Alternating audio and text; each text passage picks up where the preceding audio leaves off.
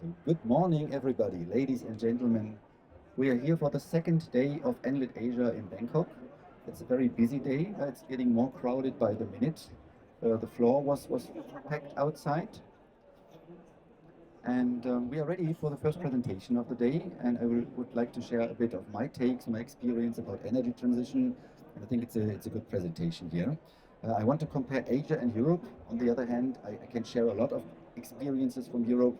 And for Asia, you guys here are obviously the experts. So let's have a discussion afterwards.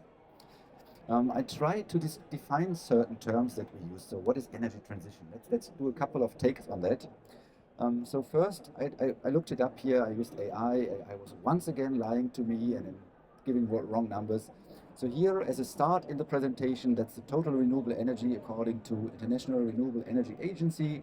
And we can see here for the world that we have a good growth from 2015 to 2024, almost twice as much installed capacity. I also pulled it out here for Asia, and I highlighted here two columns. One is, of course, here in Thailand. 2015, we had about 8 gigawatts, and now we have about 12.6 gigawatts. So that's a nice growth. And of course, here again, China was also poking into my eye. Very impressive what numbers we see over there.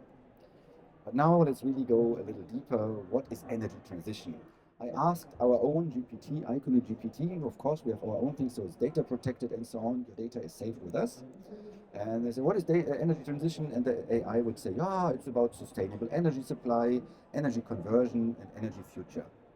I was not much smarter afterwards. So I tried another take. So what is energy transition? You can do it out of conviction because you want to do that. And that's actually true for our team, our colleagues. Yeah? So because you want to do.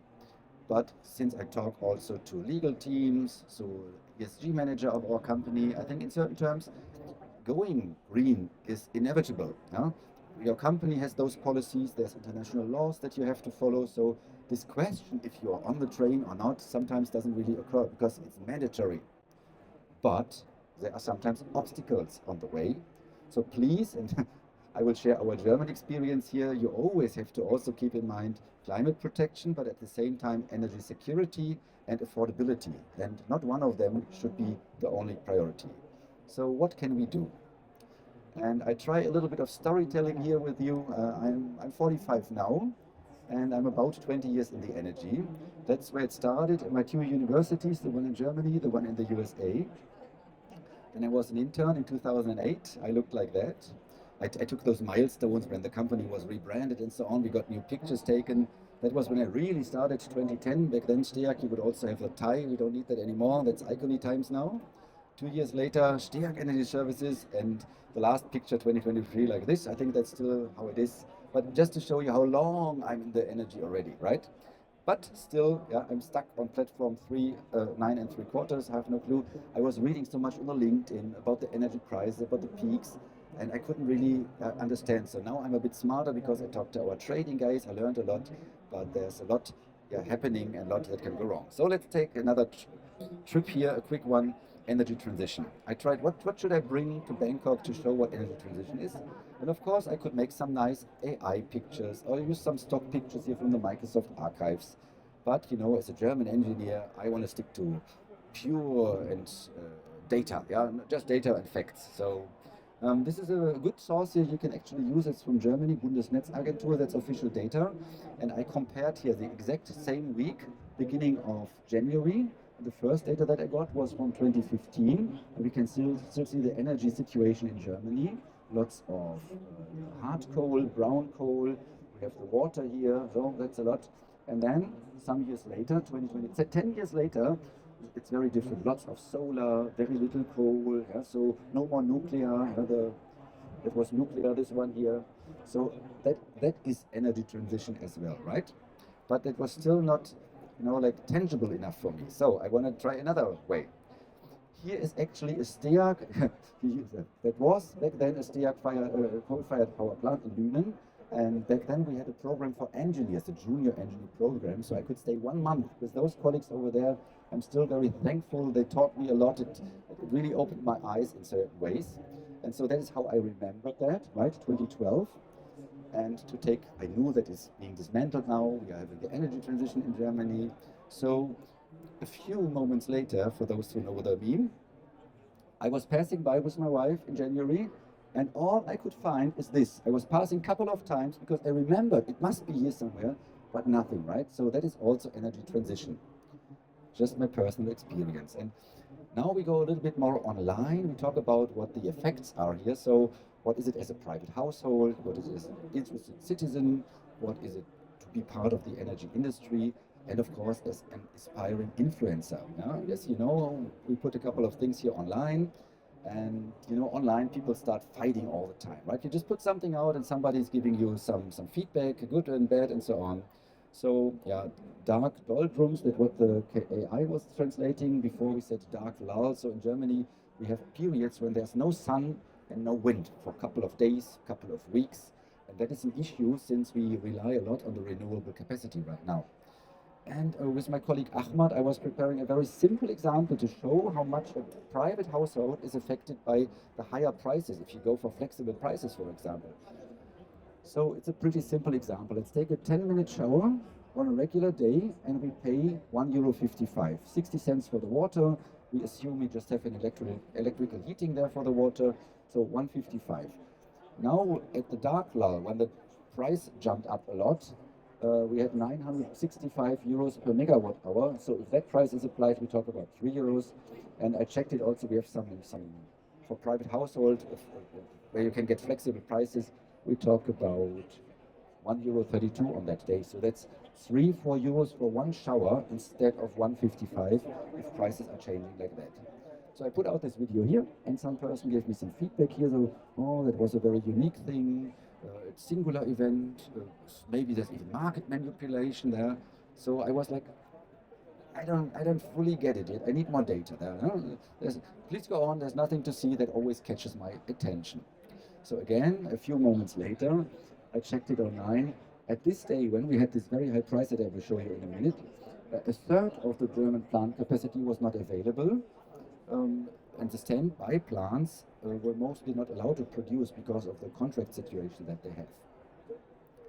So I got a feeling, a hunch there, something is happening. So I was going again for straight data for you guys.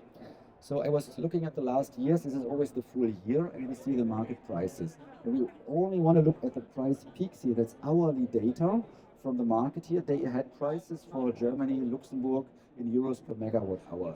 But because I was reading on the LinkedIn every other week, oh, there's a price peak, oh, there's a price peak, there's a dark level, and so on. So here we have two peaks in 2021. 2022, it's 4 peaks already.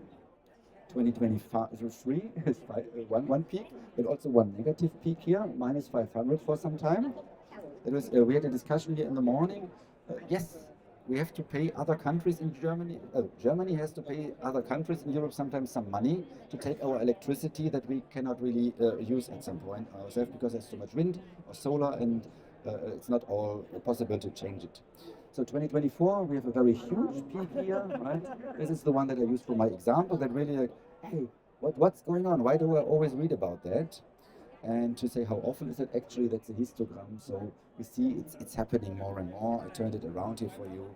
So yeah, there's actually something going on. There's also my advice here for you guys in Asia. Make sure that those things that work in Europe and Germany, adapt them, and those that are not working so well, just keep them, please. Sometimes they even tell that electricity is for free, but you still, as a private household, you still need to pay the grid fees, or 20, for free is 20 cents then.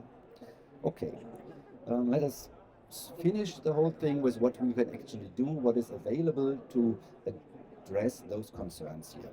So I was looking what our customers told us after webinars, in private talks, and so on. So let's look at a couple of those learnings here. So maybe you have heard about the concept of the value-based maintenance. I call this the Jenga concept because it's built like a tower, right? First, you need the digital measurements, the hardware. You put it, of course, in some historian. Then you have the digital measurements in software. Then next step, you use a digital twin to have a reference value. And then you do the monitoring with the digital twin. And at the end, you are able to determine when and what is important, and you can really do the value-based maintenance. Do you fix what needs to be fixed, what maybe you don't fix, what you can just keep, and so on. It's a much smarter approach than just time-based, for example. It's taken from a couple of examples. I made a short version for today. The context is very important. Let's say you have a measurement. Let's take your car, and your car is telling you that right now is the consumption 20 liters per 100 kilometers. It could be because you go uphill somewhere, then it's okay. Yeah? Or in winter time, if it's very cold, you need the heating, you have the snow, then it's okay if the consumption is higher. So the context matters. And it's important to put the right pieces together, maybe some data historian, some Pi server in between. Really take the right things that are available, open source, whatever, but make a smart choice there. And yeah, instead of only thinking about retrofits to existing plants, it's also very smart to use software. So as the engineer on our meeting said, software is cheap. Yes, that is right. Compared to a complete overhaul, that's a pretty cheap approach. Here is an interesting feedback from the expert family. I got it after a webinar. I was talking with this person, and I said, yeah, the challenge is more and smaller and decentralized energy assets. And this person told me, yeah, it's not the number that's the issue, but it's also we have the generational shift. So old people need to retire, young people need to jump in, but they have no chance to learn as much because the plants are not as much in operation anymore. So it's hard for the young guys to really catch up if there's no chance to really see that much operating hours. So let us finish now with a few things that we can do. So what can we do to address all those issues, to make forecasts, combine the energy production with the guys from the trading? Huh? So here's a couple of things you can do right away. Of course, here are solutions like ours for the different steps you can apply, for the different industries you can apply. Also, the power industry, we have developed those tools a lot. So other colleagues, for example, in the renewables, they can make use of our advanced thing, just adapt it to their issue, and they save a lot of headache there. Or, for example, we can apply Epsilon for digital processes. It's a very nice model here, which I brought, because we show that with a tool that is made for thermodynamic calculations, we can address very different energy applications. Methanol is in the same model, some electrical power output here, hydrogen, we have methanol synthesis, we have biomass, we have district heating, battery storage, the wind data, a wind park, sun data. So that is a very advanced approach, and many people that use the Epsilon already are just using it for one purpose, and they don't really consider that they could use it for something else as well. It is the same picture in a bit larger for those in the back. Here is an example from my colleague Samir. He was not really talking about the Epsilon, but he was making some study there how to save CO2 emissions. In this example, where a heat pump was involved, they talk about 15,600 tons CO2 per year that can be saved compared to a natural gas benchmark if that approach is implemented, with the heat pump and so on, and they just use the Epsilon in the background to make those calculations, and this is the output here. So just to give you some ideas what energy transition brings, and just to give some more ideas what in our world is possible. So that is, for example, an evaporator that we can look at. Hydrogen is also possible. Heat pumps, of course. Here's a heat pump in the chiller, and yeah, let's have a talk if you want to see more. No problem. Also, a free demo is available if you want to try that out. Now let's look back. We talked about the energy transition, what that means, about the market situation, the pressure on the prices that we talked about. What are the key takeaways? What do customers want?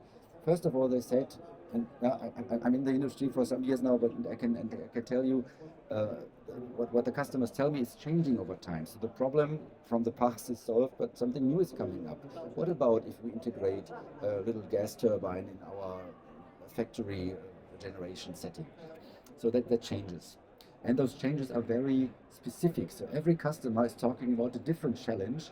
So it's good to have kind of a flexible solution that can actually help them whatever the issue is. So that's why we invite them for a talk as well, since not one solution, one product doesn't fit for all the solutions. So that's why we want to talk with you. Also, the systems that they use, the calculations need to be robust, but the customers don't want black boxes. They want to learn, they want to have their own approach, they want to maintain it on their own without needing to call us all the time. Calling Germany, but also our partners here in Asia, of course. But still, it's very good if you have the capabilities to do it on your own. Last point is that the awareness that something is happening that gives you time, and with that time you can react. You can look at different options, repair, get a spare part, and so on. So that is actually the time that such systems as ours and others can provide there. And yeah, if you have questions, let's talk now or contact me online if you see it here on the internet.